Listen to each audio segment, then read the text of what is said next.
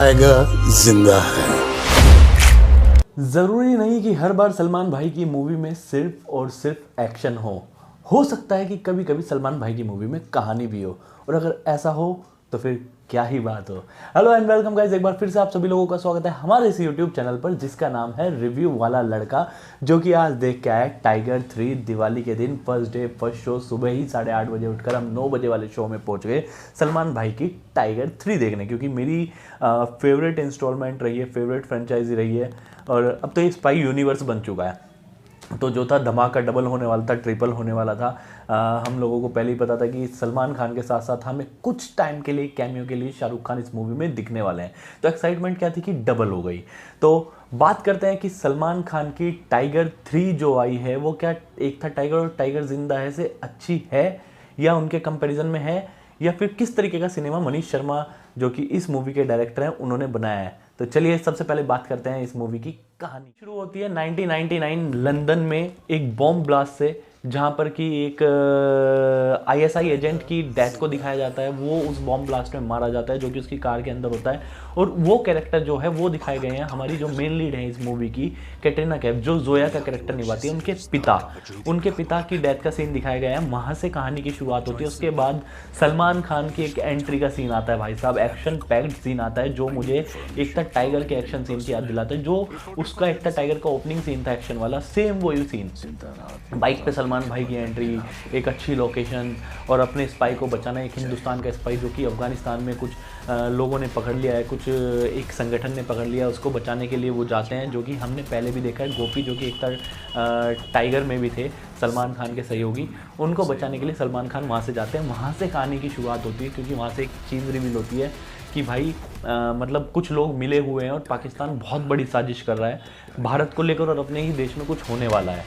तो उस सारी चीज़ों की जब तहकीकात सलमान खान करते हैं, उसी चीज़ पे कहानी चलती है। इमरान हाशमी का कैरेक्टर इस मूवी में बहुत ही ज़्यादा आप लोगों को इम्प्रेस करने वाला है, क्योंकि मुझे भी इम्प्रेस किया है। इमरान हाशमी का जो बैकड्रॉप दिखाया है, इमरान हाशमी का बैकड्रॉप भी बहुत अच्छा दिखाया है। अब हमने एक डायलॉग सुना था ट्रेलर के अंदर कि ये पर्सनल लड़ाई है, देश की लड़ाइयाँ तो है ही है, लेकिन ये पर्सनल लड़ाई है। इस बार जो इसमें मिशन हो रहा है वो पर्सनल ज़्यादा है, हालांकि देश का भी बहुत ज़्यादा है, लेकिन पर्सनल बहुत ज़्यादा हो गया है इस बार, क्योंकि पूरी की पूरी टाइगर की फैमिली इन्वॉल्व है। किस लिए? क्योंकि टाइगर ने एक टाइम पे इमरान हाशमी जो कि इसमें कैरेक्टर निभा रहे हैं, उनकी फैमिली से उनका कुछ हुई थी, उनकी वजह से इमरान हाशमी को जेल भी काटनी पड़ती है पाकिस्तान की सलाखों के पीछे। वो आर्मी में होते हैं, उनकी मतलब कोर्ट मार्शल कर दिया जाता है, क्योंकि सलमान खान कुछ ऐसा कर देते हैं। एक टाइम 2011 का एक सीन दिखाया गया है। 2011 में जब एक डेलीगेशन जाता है, वहाँ पर एक इंडियन जो सेना के जनरल होते हैं उनके ऊपर अटैक होने वाला था, वो इमरान हाशमी कराने वाले होते हैं, तो सलमान खान उसको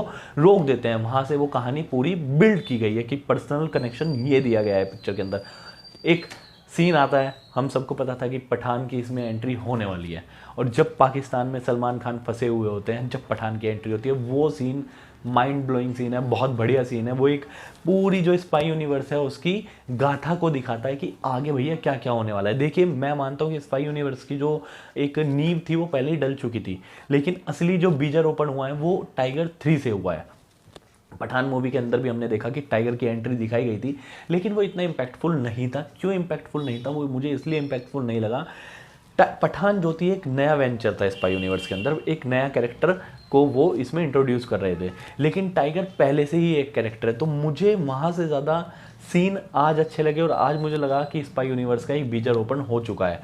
बात करें भाई एक्शन के साथ साथ, इस मूवी का एक्शन तो लाजवाब है ही। देखिए, सलमान खान जब अपने एक जोन में आते हैं, एक्शन वाले जोन में आते हैं, तो हमें पता है कि इंडिया के अंदर कोई भी इतना बढ़िया एक्शन करते हुए नहीं लगता जितना सलमान खान लगते हैं। उनकी बॉडी, उनका रोब, ये सारी चीज़ें। लेकिन इस मूवी की कहानी, इसकी बहुत तगड़ी एक बैकबोन है। हमेशा सलमान खान का एक्शन ही पिक्चर को चलाता है, हालांकि उनकी कुछ पिक्चरें जो पिछली थी वो फ्लॉप हुई हैं, लेकिन इस पिक्चर में भाई साहब एक्शन के साथ साथ सलमान खान ने जो कहानी इसमें दर्शाई है, मुझे बहुत बढ़िया कहानी लगी इस पिक्चर की, क्योंकि ये कहानी एक तरीके से एक पूरा का पूरा प्लॉट तैयार करी है स्पाई यूनिवर्स का। यहाँ पे हमने देखा किस तरीके से, बल्कि मुझे एक चीज़ और अच्छी लगी। हम कहते हैं कि भाई ये टाइगर 3 जो है ये सलमान खान की मूवी है। नहीं भाई, कौन कह रहा है सलमान खान की मूवी है?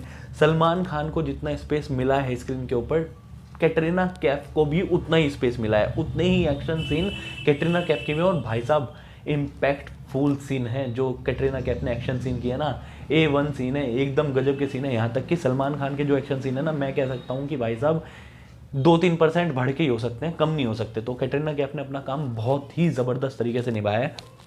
कुछ पुराने चेहरे जो कि एक था टाइगर और टाइगर जिंदा है पे, तो वो हमें इसमें देखने के लिए मिलेंगे मूवी में।